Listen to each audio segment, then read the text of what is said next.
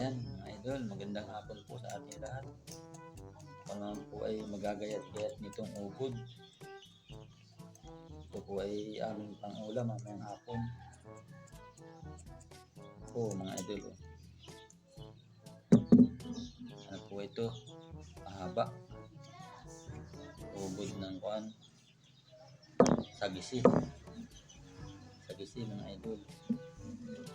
Ayan. Ganito lang po yan.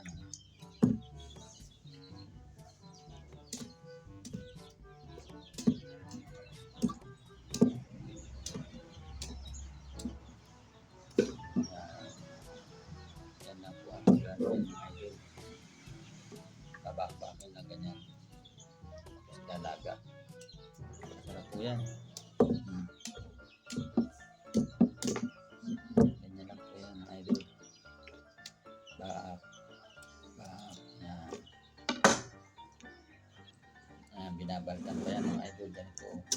Medyo mahaba ay. Yan.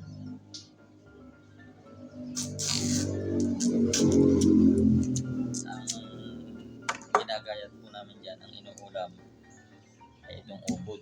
Ubod po. May ubod po yan mga idol. Yan, nasa gitna.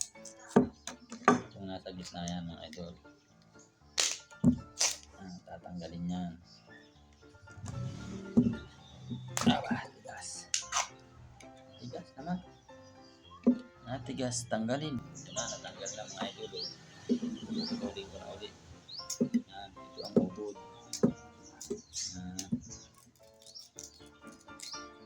Pag matigas na, kabaltan ulit yan. Ganyan yan. Kasi ang kukunin yan yung nasa gitna. Yung nasa gitna mga idol. Na yun o. Yan. Lambot. Lambot na mga idol. Ito pa o. Tatlo ito. Tatlong piraso. Babaltan ko muna bago ko gagayatin ulit. Gayatin pa ulit. Idol, babakbakin lang yan. Yan. Pagtabigan na. Uy, sayang. Bumalsik. Kukunin ko yun. Masayang. Ito pa mga idol. Last one na rin. Laki o. Yan. Tipak-tipakin yan. Yan.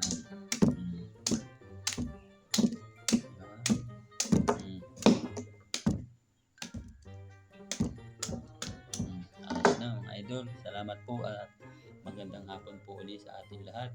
Ito po ay ubod ng sagisi. Kung kayo pinakain ito, salamat po at God bless po sa ating lahat mga idol.